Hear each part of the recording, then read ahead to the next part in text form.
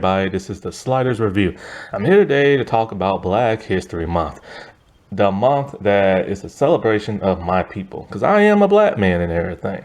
And it's about all our accomplishments, all the oppression that we have gone through over like centuries of living in like America and stuff like that. And even till this day, we are still being oppressed. And so I'm here today to talk to you about certain characters or TV shows or episodes that revolve around Black History Month that I personally enjoy. So I'm here today to talk to you about The Girl Before the Rundown Review. So I've literally just watched this entire thing just yesterday. Like I've never heard of it before. And then since I still have HBO Max, even though I canceled it, I only have it for like a week. And so like this is always popping up on like recommended videos to watch. And I'm just like, this looks interesting and everything. The title's interesting. Two women look similar. There's a man there. Like, it seems like it will be either some weird love triangle type thing or some type of murder mystery. And I was right. So I decided to watch it. And as I was watching the first episode, I was bored. Bored out my mind. Until the very end. When they mentioned one of the women were murdered. I'm just like, ooh, that's intriguing. So I'm just like, okay, so I stuck with it. And I watched like the entire thing. Now I have to say, the acting is amazing, especially by Jessica Plummer, someone who hasn't acted that much and, is really, really good. Like, I was like very shocked and everything. And I found out like her acting resume is so short. And so like the acting all around is great. It's by a bunch of British people, so it's gonna be good. And so like the acting's good, the story is intriguing, the drama and character development of the characters as you get to know them is very good and interesting. However, it's just that last episode I particularly don't like. Like the ending fell kind of flat. And it was just kind of like, man, why'd you do that for? Like, change things up. Like, twists are good, but it's kind of like if the payoff isn't like that great or spectacular, just don't do it. The first Scream movie had like an amazing twist to it, and it paid off. Now, what I didn't know is this is actually based off a book. And the person who created the show also created the book. And as I was on Amazon, like reading what people were saying about the book, a lot of people don't like the book. They think the story is interesting, but that twist ending sucks. Now, what's ironic is that the twist ending in both the show and the book is the same, but there's another twist towards the end. And those are completely different from one another, and they're still no good. So the writer still hasn't learned his lesson yet. And so it's like, if only it would have had that stronger ending, man. But it was just kind of like, well, that came out completely nowhere. And so the person who wrote this is J.P. Delaney. However, his real name is Anthony Capella. Don't know why he uses like a fake author's name, but hey, whatever. You know what I'm saying? I guess if one of his books ain't that good, he don't want to put the blame on his actual name. But supposedly he wrote the Girl on the Train, which I've never seen or read, but I heard that's really good. So that's what disappointed a lot of people, they said. And so with this show, it's 4 episodes, an hour long. It's a mini series. They race bent the characters, which was a good thing, because one of the readers who complained about the book said they didn't like how this one black person was treated in the story. So it's a good thing they made up for that.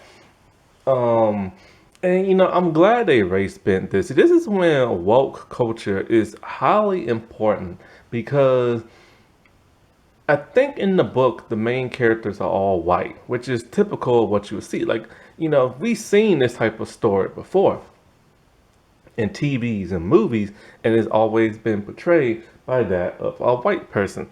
it's really cool and interesting to see portrayed by black people.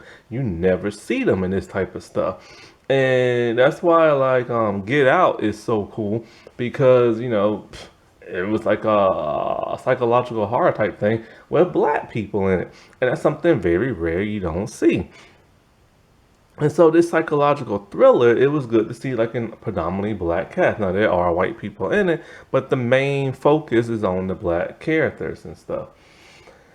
And so the thing about this is, so like, okay, I'll give a rundown of what this is all about, and then like I'll explain why I don't like them twist endings, well, both of them at the end of this series. First thing first, Mbatha-Raw, she plays Jane. Jessica Plummer, she plays Emma. I know I'm just gonna butcher this dude's name. David Oyolo, he plays Edward. And Ben Hardy, he plays Simon. So the story is about this very interesting like architect. He built this house, a very bizarre looking house. Now in the story, it's an apartment, but it's a house in the show. And so he built this very unusual type house. And the inside is very bland, very blasé, very muted, almost depressing. Has this corporate type feel. And he has a lot of rules for his tenants in the house. Now, originally, he was supposed to stay in this house, but he decided not to and decided to rent it out. He has like 200 something rules. Oh, not bad for yawning. It's late. I just got through watching this. It's like 1 in the morning. And so he has like 200 something rules. A lot of these rules are no paintings on, no pictures or paintings on the wall, no children, no animals, no potted plants, no sofa cushions, no nothing. It has to stay looking exactly the way it is, right? Now his house is computer operated. He has no door handles. He has no switches. He doesn't like those type of things. So what it is how you operate stuff. You get in and out the house. You wear this little bracelet. It's an electrical signal to it, and the house is electrical wires. So it opens up the door when you place your hand over the sensor thing to turn on the stove. You take the little bracelet, swipe it like past the sensor thing. That's how you turn on everything. Also, the house plays music when it senses your type of mood and everything. And so like even if you brush your teeth, it tells you when to stop brushing your teeth, and it will shut off. Like say you have an electrical toothbrush, it will shut off your electrical toothbrush for you, and it will like turn off the lights and tell you goodbye and all this other stuff. Now he's very picky about who he lets into his home. They have to like meet him in person, and they have to do a questionnaire. If he likes you, he'll let you stay. However, he has a certain type of person that he likes to stay in this house. So when I first saw this, I was just like, oh, these two women look very similar. Like, that's kind of odd and everything. So I knew something had to been up with that. So what it is that a single woman in the present day named Jane, she wants to live in this house. She's like a light-skinned black woman, brown hair, brown eyes, and her hair is long, wavy, and curly natural. And so she applies and she gets it. And so while she's there, we start to learn more about Jane. Jane had a stillborn baby. It left her very distraught. And like I said before, she is single. And so she has been going back and forth, talking to the people at the hospital, trying to figure out what happened to the baby and stuff. Because the baby was like stillborn, they had to deliver it, and the baby didn't live. That's what stillborn is. And so the baby was named Isabella. And so she's very heartbroken and upset about this. And so she's like in the house and everything. All of a sudden, a white man starts delivering flowers to her place. Before she sees the man, she first thinks it's the landlord dude. But his assistant assures her that he's out of town. He just doesn't do things like that. And so, like, then when she has some friends over, she sees who it is. And it's like I said, it's the white dude named Simon. Now, Simon is, like I said before, he is dating. Oh, I haven't even said that yet. So let me get into that part. Now, 3 years prior, a couple moved into that house, a boyfriend girlfriend couple named Emma and Simon. Now, Emma is mentally disturbed in the head, and she loves this place. She loves how bland and boring it is. She just wants to get away from her old life. Simon does not want to move there at all, but she does. So, in a way, the just like in the book, in the show, they simultaneously go between scenes of like the present and the past. And I like the way they do it in the show. It's so cool with the camera work, and because there's no like um personal items of the person is there, yeah, it's like it makes the camera movement so much better and stuff. And that's how like the book is. They bop back and forth, but people say it's a little confusing in the book because there's no way to determine what like year you're in and stuff. And so Simon, he is the one leaving flowers for Jane, and she wants to know why he's doing it. And he says, "Not for you, it's for the woman who used to live there, the woman who was murdered, Emma." So, yeah, Emma was murdered, but by who? And so this is causing Jane to be a little upset.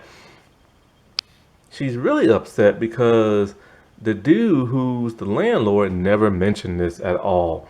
And so at some point in time, Jane starts to date Edward, the landlord dude.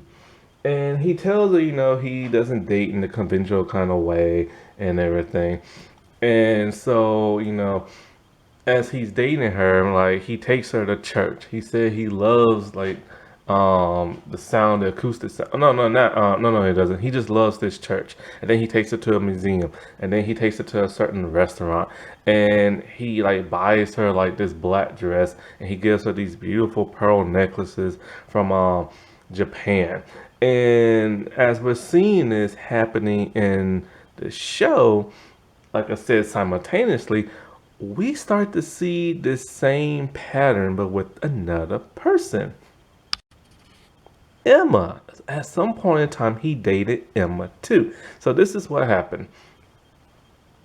One night after a wow, crazy party of like drugs and drinking and all this other stuff, and with their friends, Emma and Simon had this party, which is against the rules, but they like to break the rules anyway. So one day the cops show up, and so they're like, crap, 'cause they got like crack and cocaine everywhere. So they had to get that up, and then Emma has to talk to the police officer. It turns out she was sexually assaulted a long time ago. She said it was with a man with a knife, and he made her perform oral on her. And the video footage was on like her cell phone. So, anyways, because of this, she is disturbed, and she doesn't like when any man tries to kiss her or have sex with her, including her boyfriend Simon. She will not do him whatsoever, even kiss him and stuff. And so he is, of course, sexually frustrated by this. And so, like, as time passes on with the cops and like the old trial and stuff like that, he said something boneheaded that pissed her off because she never wanted him to know certain things, because she she was afraid he wouldn't like accept her if she knew what happened to her and stuff. And he said something that where it really pisses her off, and she just breaks up with him, like literally just breaks up with him. I forgot what he said. And so after that, He is upset and he breaks back into her place with alcohol. He's drunk. And she's all like, how'd you get in here? He's like, duh, the bracelet and everything, you know? They let you inside the house. And so she made him take it off and he leaves. At some point in time, she starts to talk to Edward. Now, him and her and Edward, when she was dating Simon, he insulted Simon. And then so he told Simon that, you need to sign the papers and get up out this place because she's going to stay here and you're not. And so after that, he starts to date Emma. And it takes a long time, but she finally starts to like kiss Edward and like do him and everything. And so like I'm trying to think. And like he does the same thing with Jane as he did with Emma. He gave her the black dress. He gave her the pearl necklace. He took her to church. He took her to a certain restaurant. And it's like, it's kind of weird. He's doing the same things to both women. Now, some men do that, you know what I'm saying? Like, player type dudes, or just dudes who have really no style and doesn't like to change stuff up. And throughout this whole time in Emma's life, we see her always talking to a psychiatrist because of what happened. And so when Jane asked Simon about like Emma being murdered, she's all like, "Well, how did she like die?" He's all like, "Depending on who you hear it from, she was like pushed down the steps," and he thinks that Edward did it. And so now, because of this, Jane has started to like investigate because she's starting to like wonder, you know. But then when strange stuff starts happening around the house, it makes her intrigued. It makes her investigate more. Cause like one night, she heard this noise and it's like a hidden door in the wall with a green light. It's like the server room that controls the entire house. And in there she sees like a blanket and it has a card and it has like this little heart-shaped rock thing that you squeeze on and it has the words help me on there. Somebody was staying there. She assumes that it was Emma and stuff. And so, like, there's a card with a psychiatrist's name. She goes to visit that person. But of course, the psychiatrist won't tell her all the stuff about Emma's past because she's not allowed. But then the name Edward comes up, which makes the psychiatrist very nervous and stuff. And she tells Jane, it's too much of a coincidence that Emma was in a relationship with this man, you're in a relationship with him, and Emma is dead. And she tells him that Edward is very dangerous and everything. She tells Jane that Edward, um, what is it like? He's a bit of a control freak and he likes to have things a certain way. And normally when he likes to control people's lives, have everything his way. And then when you change that pattern, he becomes, not irate, well, a little bit irate and erratic.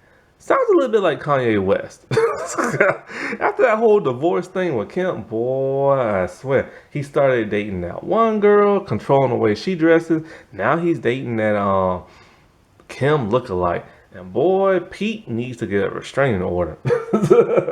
Anyways, so when Jane starts to like investigate like Emma more, she finds her like on the internet. Then she finds stuff on Edward. Well, anyway, at some point in time, she finds out that Edward was once married and his wife died. And when she saw the picture of Edward's wife, it looks just like her and looks just like Emma. He has that type. And so she confronts him about it and everything. And at some point in time, it is revealed that his wife died because when he was building the house, um, one of the walls fell down on her and like the child. So the child and her are dead. Then it's also revealed that he buried them in the house, underneath the house. Not on the property, but underneath the house. But like where? You know what I'm saying? Well, she eventually finds the grave site. It's like covered with something. Now, one of the things about Edward that made him suspicious, that made him think, okay, the viewers, that maybe he killed somebody, because we see him scrubbing the floor. And it made you think, okay, maybe he's scrubbing like blood or something like that, but there's no blood there. But he's scrubbing in like in a weird spot near the staircase, that where Emma died and stuff.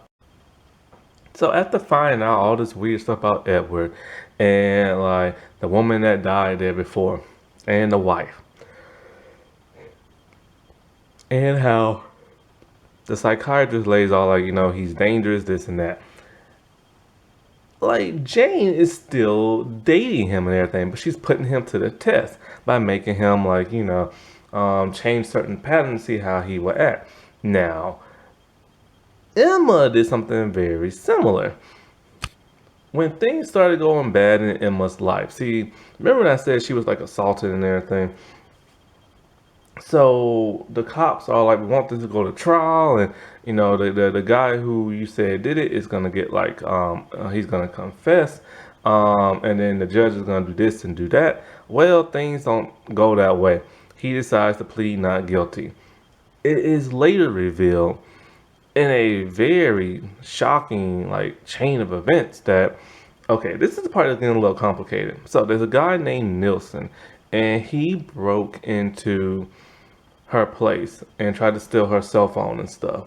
She said that he held her at knife point and made her perform oral and everything. And so after more and more investigation, they checked the timestamp of the video on the phone. And it turns out that he had an alibi a couple of days before when this was supposed to take down. So the video was made 5 days after the house break-in and stuff. So then she confesses that Nilsson never assaulted her at all, that she made the whole thing up. And the reason why she did that, because the cop guy, he said it looks like Nilsson. Is it Nilsson? She just went along with it and everything. However, she was assaulted, just not by him. So because of this, she is arrested for perjury and everything. This causes this causes Edward to be all like, I just can't deal with this right now. That and her behavior starts to get like a bit erratic. She decides her and her friend Amanda gonna go get tattoos. She posts a picture of like a butt tattoo and send it to Edward. He cancels his important meeting just to go see if the tattoo is really on her butt. And he's all like, why would you do this and everything, like, and all this stuff. And so he's very controlled. He doesn't even want her to alter her body. And this pisses him off when you see him angry and stuff. Then, because she lied, somebody threw red paint at her as she tried to leave the house. And so she called the cop dude. He doesn't want nothing to do with her no more because he put his neck on the line for her and she lied. And so Edward's pissed off at the red paint. And so he just figured, like, look, you got a week, you need to get out my place, and we're done. And so, like, but then she finally decided to confess about who did her and stuff. It was Simon's best friend and her friend's Amanda's, like, guy named Sal. Him and her was like drinking, they was flirting. She went back to his place and then he assaulted her. He made her do oral and then he recorded it and then he sent the video to her. She kept the video for future evidence and stuff. Now, when it turns out about Nilsson, he's just like an aggressive burglar. And the cop dude was just looking for a reason to bust him. So when he saw the video, knowing it wasn't him, he just assumed and lied, and she went along with it and stuff. And so eventually they did like get him for something he didn't do, but then it's like he was just using Emma just to like get what he want. And then when she died, he didn't really investigate because he retired after that. So Jane tells him that, you let her down and all this other stuff. And she kept calling, because every time something strange would happen to the house, because somebody wrote leave in red paint on the wall inside the house, she called him and he would not help her at all. And so, like, and the counselor lady, Jane blames her, talking about you let her down too, and all this other stuff. I don't know how the counselor lady let her down. But anyways, so anyway, so she never told the police that it was Sal.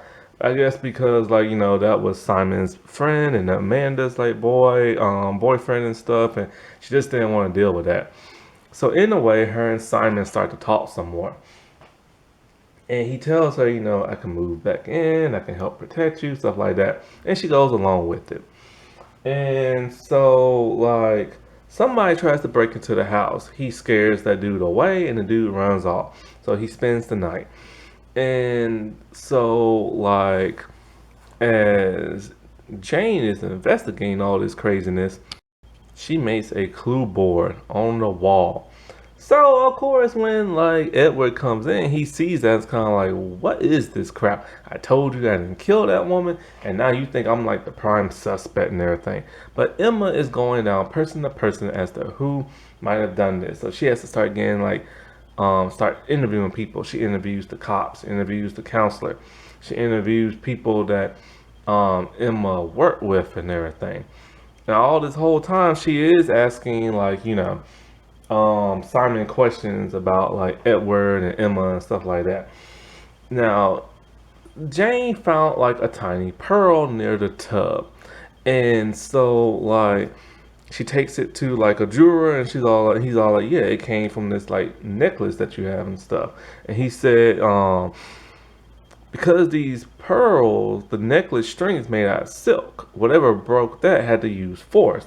So she asked Simon, did like Emma ever wear this necklace? And he's like, yeah, like Edward gave it to her. So she's furious. She goes to Edward's job. She's fussing him out, talking about how you gonna give your ex this and then give me this and blah blah blah and stuff like that. And so he lies and is all like, oh, there's two different necklaces and stuff. And so like she's trying more and more to figure out who it is, but she's going through her own stuff. It is later found out that the reason why she was stillborn, the baby, is because the hospital didn't properly do its job, and they're the ones who killed the baby by mistake because they was like very careless and stuff. So she's enraged by this. She told them, I blame myself and all this other stuff. And all she ever wanted was a child, and she had a child, but because of y'all, the child is dead. Now that makes for some good drama. But anyway, let's go back to the story. I'll get all this stuff a little bit later. So then, things around the house is going kind of weird. Somebody hacked into her laptop, and it said that like somebody is rebooting and overriding the house systems, and the house starts to go haywire and stuff. The shower won't work, and also in order to make the shower work again, you have to answer a questionnaire on the house. It's a weird house. Now the same thing happened to Emma.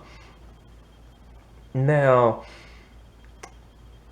now we're gonna get into like, okay, by the third episode I started to be like, maybe, just maybe, things are not what like it seems. Because I was reminded of this one episode in the fourth season of The Batman where he faced off against the Riddler for the second time. And things that are very obvious aren't necessarily the answer. And I'm just kind of like, okay, they're making Edward seem like he is the killer. Like every episode is more and more stuff pointing to him. But there is another person in this story. And there's something that never made no sense to me. And this is the part that pissed me off in the fourth episode. So, like, one thing that always bugged me was kind of like, how come Simon never said, wow, you look just like my ex-girlfriend and everything, when he first met, like, Jane? You'd think he would have said that. Now, in the fourth episode, it is revealed in a very strange kind of way that Simon is indeed the killer. And I'm just kind of like, okay, I get it. You want to do some type of M. Night Shyamalan type twist thing. But it just didn't pay off. See, and the reason why it didn't pay off is because nothing led us to believe that Simon was a murderer. nothing led us to believe that he knows how to hack computer systems and stuff. So it was just kind of like, where in the world did this come from? And that's how the book is too. And so, like, so this is what happened. She tells, okay, she's like on her laptop, and somebody started hacking the system, and the video camera was in real time showing on the back side of her. So she looks through the wall, and a teeny tiny dot, there's a camera. And so she's furious at like Edward, talking about, how can you spy on me? You didn't tell me the house had cameras. Also, it has microphones in it too. So like he can hear stuff. And she's all like, well, if it had cameras and a microphone, it should have picked up who killed Emma and stuff. He's all like, couldn't. There was like some type of surgical surge that like knocked out the cameras and the audio. So she thinks that's kind of convenient. So then she, for some bizarre reason, she calls Simon to check the house for the rest of the cameras and shut them off and stuff like that. How did she know he knows how to do that? Who knows? There's never no explanation that he knows how to do that. But then it was kind of awkward. He brings her flowers and has dinner and alcohol for her. And, oh wait, I forgot to mention, she's pregnant with Edward's baby. Anyway. And so I was like, why is he bringing her flowers and bringing her dinner and wine? Oh, that's right, because she looks like Emma, so he probably wants to date her. So I'm like, something looking kind of suspicious over here. So as he's talking to her in a normal kind of way, the show ruins it by showing us a flashback of him and Emma. And so he snapped back into the house, and she's all like, how did you get into the house and everything? He's all like, he lied to the realtor and got like a second bracelet. And she's all like, well, you kind of gotta go. He's all like, why? And everything. I thought we was getting back together. And she's like, no, we were being friends, and you were helping me out because of the whole Edward situation and the whole like sexual assault thing. And so like, so he gets upset and he starts to act crazy. So this is simultaneously going on with him talking normal to Jane. And then it's shown in the flashback that he's all like, if Edward would have tried to get you back, you would like jump in his arms and stuff. So then they have a struggle. He rips the pearl necklace off of her and he pushes her down the steps where she bleeds and dies. And first he's upset, but then he just stares at the body. So then in the present, now he's starting to freak out on Jane because he's trying to like get with her, and she's all like, look, I don't know you like that. It's kind of weird. I look like your ex, and it's not like that. So he gets upset and he chases her around the house. So then she goes into that secret compartment where the server's at, and she puts like a little 2x4 between the door, right? And so he's trying to kick it down. She stays in there. He later on just like talks to her near like the wall, but she's not saying nothing back. And this was kind of weird. She trips the breaker, the power goes out, and turns it back on. And then at some point he leaves to go get a gas can because he's gonna set the house on fire. Weird. And then with the 2x4 in her hand, and she takes the pearl necklace off and put it in her back pocket, she opens the door and tries to sneak away, but he hears her. She tries to hit him with a 2x4. He of course blocks it, and then she takes off running for him to grab her. She takes the pearl necklace out. I'm assuming since pearl necklaces are very strong, maybe she'll use it like brass knucks. Nope. She's just smacking him in the face with it like Bianca Belair does with her hair. Just smacking people with it. This causes him to like get stunned, and then he trips and falls down the steps and dies the same way Emma did. I'm just like, what kind of struggle fight scene was that? So then what she does, she calls Edward. He's all like, look, we got two options. Either you tell the truth and he died in self-defense, or you lie and say that he's traumatized and that like he wanted to commit suicide and die in the same spot as his lover did. She's like, nope, I'm gonna tell the truth and everything. But he's like, but we'll go through like a trial and manslaughter. She's like, I don't care, I'm telling the truth. So then we get a weird scene with her and Edward. They're in the car, and he's all like, um, "We'll have a baby one day, just a planned baby." He takes her to an abortion clinic, just like in the book. And but then this is what's so strange that she's there. She tells the nurse. She writes like a letter to him, and tells the nurse to give it to him, talking about how like she's gonna keep the baby and he needs to move on from like trying to like have the same type of woman, and she wants him to talk to like the counselor. And so she leaves, I don't know where she goes, and then she decides to have the baby, and that's it. And I was just like, what kind of weird twist was that? Like the whole, like him wanting her to get like an abortion, and her leaving him, and like having the baby and everything. And then in the very, very end credit scene, there's a scene where like a realtor is all like, oh, the dude who used to have this house attended it for himself, but now he's renting it out for people who can afford it. Just like the book. So he ain't learned nothing. And so the book has a different twist at the end. At the end, it shows that Jane was manipulating Edward the entire time. Like she sought him out in the house because she wanted to make a baby and have like the perfect husband and stuff like that. And so when readers saw that, they were like, what kind of weird twist is that? Now, the reason why I have a problem with all these twists is because, okay, they kept setting it up to be like Edward's this weird, crazy man, an angry man, and anything that doesn't go the way he wants, he'll go like angry. So it was setting him up to be like the murder, but then they made the twist and had Simon. Now, that is an interesting twist, and sure, it can work, but it was just so like out of like left field. It would have been so much more powerful if Edward was the killer, like a real psychological, like suspense thriller and everything. Show that he is indeed like the murderer and that he has to have everything his way, and when he doesn't, then he doesn't want it at all. But then they had the weird twist of making Simon a killer, and that just never made no sense. He was never shown to be aggressive. Yeah, he snuck back into the house the first time, but he was drunk and he still had the bracelet. So you never really thought about it, and you don't see it coming. Like you just don't see it coming. Like well, in a way you kind of do when he shows up with the food and the flowers, because it's like, okay, he just wants his ex-girlfriend back, and so he can't have her. So Jane looks like her, but for the most part, you never saw it coming. He was never aggressive towards anybody in this show. He was never disturbed in this show. He was never shown to be a computer expert and everything. Because, like, when he was telling Emma, he told her that I hacked your cell phone, and when you thought you was texting Edward, you was actually texting me.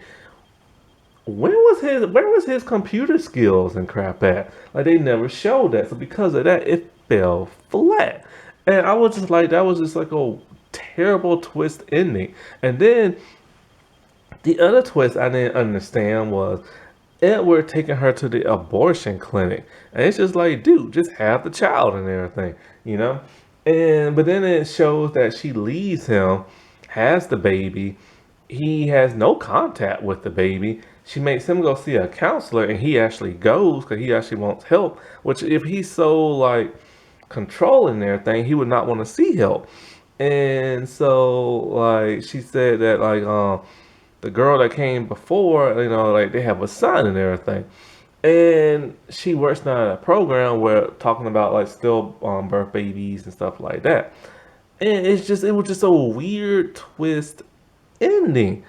Like the fact that he would even take her to like an abortion clinic and like all this other stuff. But then in the book, it's shown that he didn't want the baby because the baby came out with autism, and he wanted like a perfect child. And so that's why he wanted to abort it. And then, like I said before, that weird twist ending of her using him from the start. And so I'm glad they didn't do that in the show, but still, it was just still like a weird twist ending. So it's kind of like the first episode is very, very boring to where it's kind of like, where is this going? Because it was just kind of like blasé until the end revealed that that woman had died. And like I said before, I do like how they went back and forth to like the present day and 3 years ago, and how like it built stuff up that Edward, something is wrong with him and stuff.